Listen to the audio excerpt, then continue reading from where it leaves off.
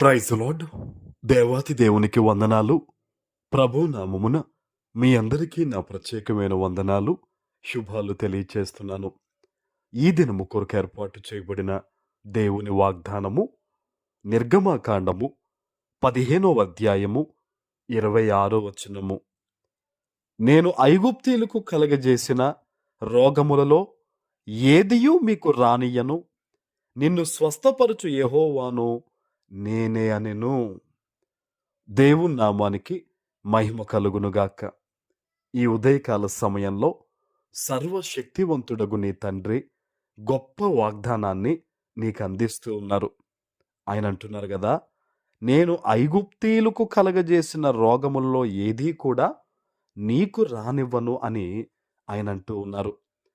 ఐగుప్తు లోకానికి సాదృశ్యము. ఏ విధంగా అయితే ఐగుప్తంతా దేవునికి వ్యతిరేకంగా ఉండి ఆయన మీద తిరుగుబాటు చేసిన వారిగా ఉన్నారో, ఈరోజు లోకము కూడా అదే రీతిగా ఉంది. అయితే దేవుడు అంటూ ఉన్నాడు, లోకము మీదకొచ్చిన ఏ శ్రమైనా, ఏ ఇబ్బంది అయినా, ఏ రోగమైనా నీ మీదకి రానివ్వను అని ఈ ఉదయకాల సమయంలో దేవుడు వాగ్దానం ఇస్తూ ఉన్నారు. హల్లెలూయా. ఆనాడు మీరు చూడండి, తన బిడ్డల విషయంలో ఐగుప్తులో ఉన్నప్పుడు ఐగుప్తులో వచ్చింది రోగం, కానీ ఆయన బిడ్డల మీదకు దేవుడు రానివ్వలేదు.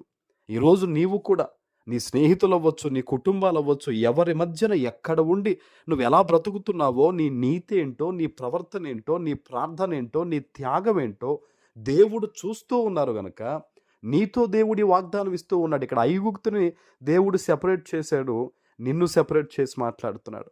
వారి మీదకి శ్రమ రావచ్చు, వారి ప్రవర్తన లోకానుసారం కాబట్టి, నువ్వు దేవుని యందు భయభక్తులు కలిగి జీవిస్తున్నావు కాబట్టి నీ మీదకు శ్రమ రాదు అని ప్రభు ఈరోజు వాగ్దానం ఇస్తూ ఉన్నారు. హల్లెలూయా.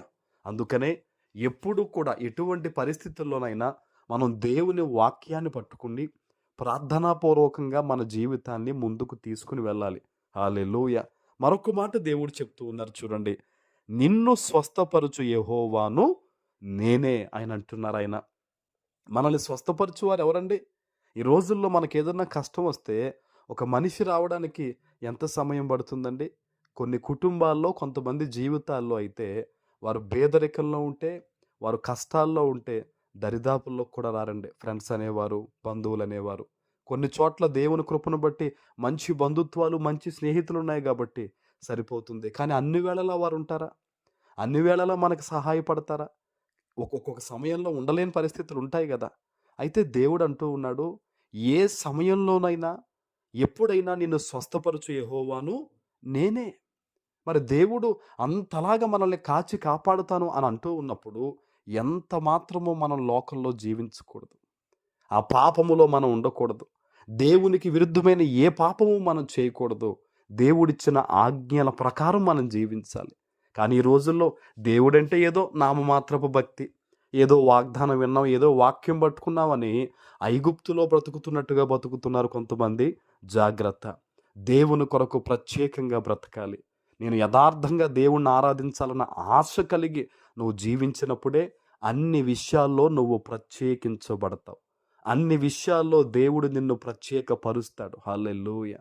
ఐగుప్తులో కాసేపు, దేవుని వద్ద కాసేపు అనే ఆలోచన ఎప్పటికీ నీ మనసులోకి రాకూడదు. అందుకనే దేవుడు చెప్తున్నాడు, నేను ఐగుప్తీయులకు కలగజేసినది ఏది నీ మీదకి నేను రానివ్వను, నిన్ను స్వస్థపరచువాణ్ణి నేనే అంటున్నాడు. కనుక నువ్వు దేవుని పాదాలు పట్టుకో.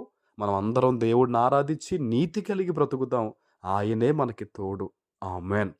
ప్రార్థన చేసుకుందాం. ప్రేమ కలిగిన తండ్రి, మీకు వందనాలు. ఈ ఉదయకాల సమయంలో మీరు ఇచ్చిన ఈ గొప్ప వాగ్దానము ప్రతి బిడ్డ జీవితంలో నెరవేర్చి స్థిరపరచమని యేసు నామమున ప్రార్థిస్తున్నాను తండ్రి. ఆమేన్.